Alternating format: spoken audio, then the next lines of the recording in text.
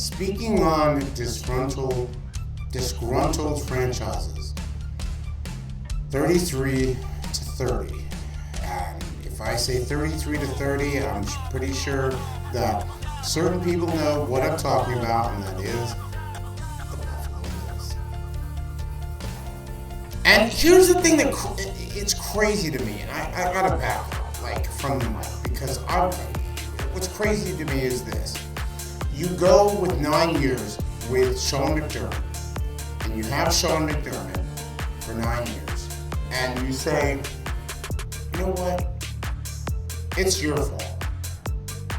When any NFL, any football fan, and you could go ahead and disagree with me, and I certainly would love to hear that on changeupcreative@gmail.com, or even in the comments, because I'm not going to disrupt the comments.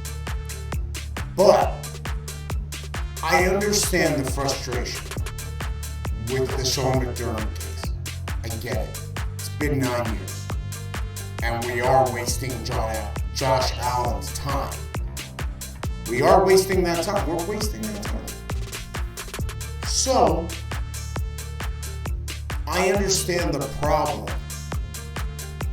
But when the GM and the head coach came from the same tree, like the same franchise, you hired them both together so that you could. Wouldn't the GM go too? Nope, apparently not. Apparently not to the Buffalo Bills. Apparently it's all Sean McDermott's fault. All Sean McDermott's fault. He comes in and says, it's like going into your job and saying, hey, there's, this ladder is inadequate. I need to be able to reach the shelf, but I don't want to climb the ladder because the ladder's broken.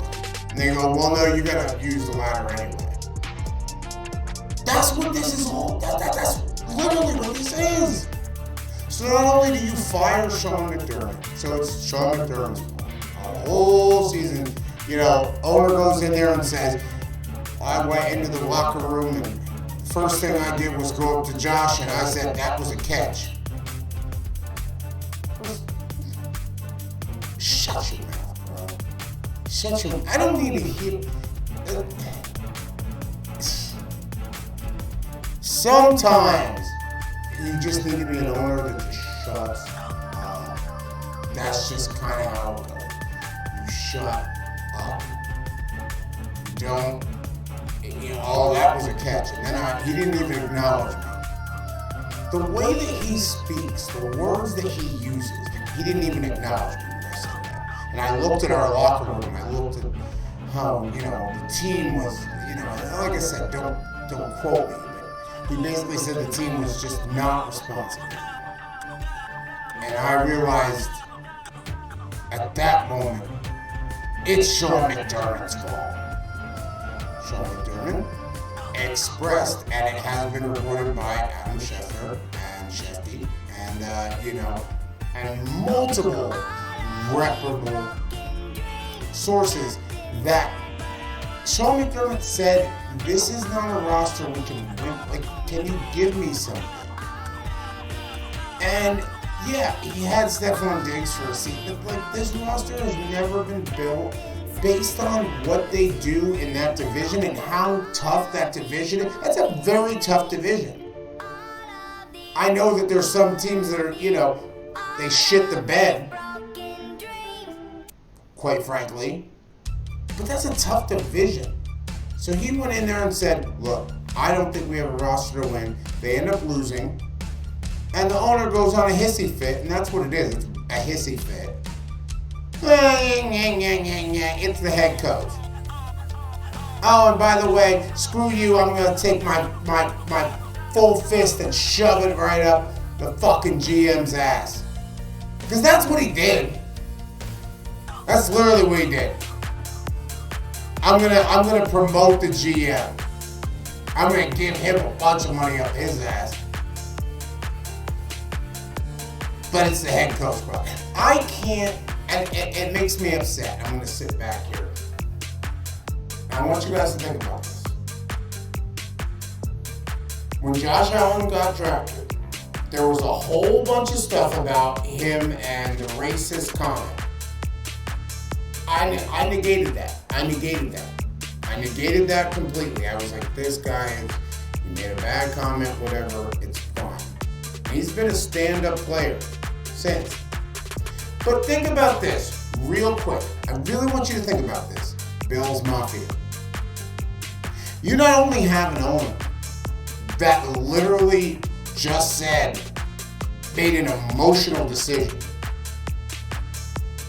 Okay, so we're going to go with Joe Brady, who was part of the original staff, as the head coach. So Joe Brady's going to be the head, and he's part of the original. So is it, when just because you cut the head of the snake off, and I don't think this is the head, I think Sean McDermott was at the neck. The head of the snake is literally their general manager. And Brian Bean, they might think he's Billy Bean or something from Moneyball. The head of the snake still is there. So when it doesn't work out again this season, and because it won't,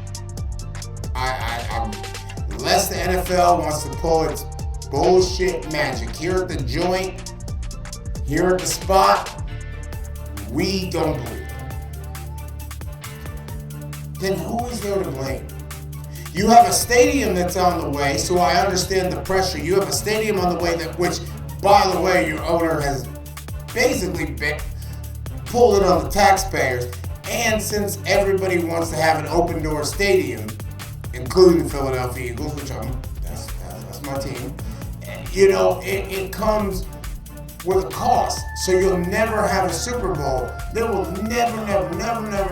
And if they do it, God help us all. A Super Bowl in Buffalo with no roof, no nothing. You gotta put something over on the cover there. So now taxpayers are paying for a lot of money for this team, so I understand the pressure. But you have the audacity to go out there and say it's one person's fault, and this coaching staff didn't do it for us. That's what he said. That's basically what he said. Oh, everything that it was never, and then you promote the general manager. So I don't know I don't know if it was a sloppy contest of who could suck up more, and you know what I mean by suck up more. And then it just came down to all that guy. This makes no sense. It makes no sense. And I'm guaranteeing you later on, down the road, we're going to find out. I mean, we're going to see a good Josh Allen. We're going to see him. But there are some things that have to be